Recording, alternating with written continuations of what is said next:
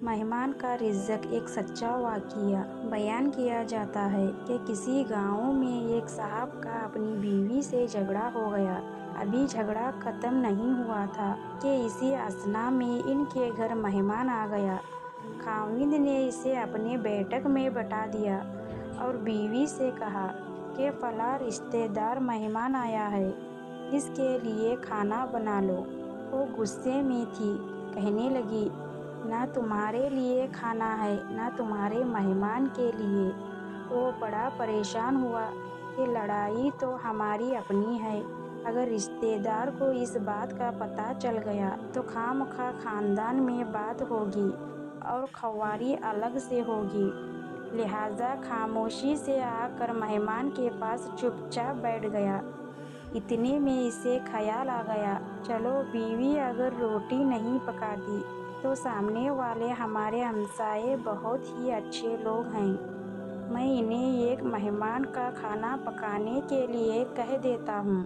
चनाचा वो इनके पास गया और कहने लगा कि बीवी की तबीयत आज कुछ खराब है, लिहाजा आप हमारे मेहमान के लिए खाने का इंतज़ाम कर दें।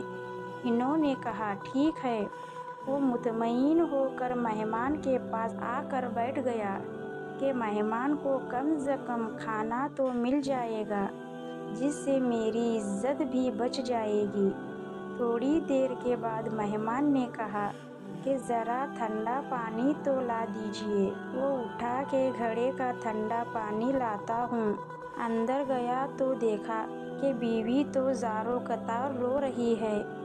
वो बड़ा हैरान हुआ और कहने लगा, क्या बात है, इसने पहले से भी ज़्यादा रोना शुरू कर दिया। कहने लगी, बस मुझे माफ़ कर दें। इसके खाविंद ने कहा कि बताओ तो सही, आखिर तुम्हारे रोने की वजह क्या है, तुम ऐसे क्यों रो रही हो। बीवी ने कहा कि पहले मुझे माफ़ कर दें, फिर मैं आपको अपनी बात सुनाऊंगी। खैर, इसने कह दिया कि जो लड़ाई झगड़ा हुआ है मैंने वो दिल से निकाल दिया है और तुम्हें माफ़ कर दिया है। फिर वो कहने लगी कि जब आपने आकर मेहमान के बारे में बताया और मैंने कह दिया कि ना तुम्हारे लिए कुछ पकेगा और ना ही तुम्हारे मेहमान के लिए कुछ पकेगा, तो आप चले गए। मगर मैंने दिल में सोचा कि लड़ाई तो मेरी और आपकी है और ये मेहमान रिश्तेदार हैं, हमें इसके सामने अपने झगड़े की पोल नहीं खोलना चाहिए। चनाचा मैं उठी के खाना बनाती हूँ। जब मैं बावर्ची खाने में गई तो मैंने देखा जिस बोरी में हमारा आटा पड़ा होता है, एक सफ़ेद लिबास शख्स इस बोरी में से आटा निकाल रहा है। मैं ये मंजर देखकर सहम सी गई। वो मुझे कहने लगे कि ऐ खातून, परेशान ना हो, ये तुम्हारे मेहमान का हिस्सा था जो तुम्हारे आटे में शामिल था।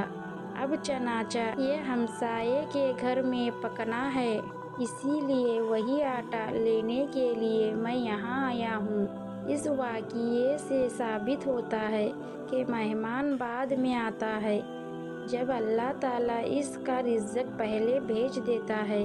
दोस्तों, अगर आपको ये वाक़या अच्छा लगा तो हमारे चैनल को सब्सक्राइब करें। मिलते हैं अगली वीडियो में, तब तक के खुदा हाफिज़।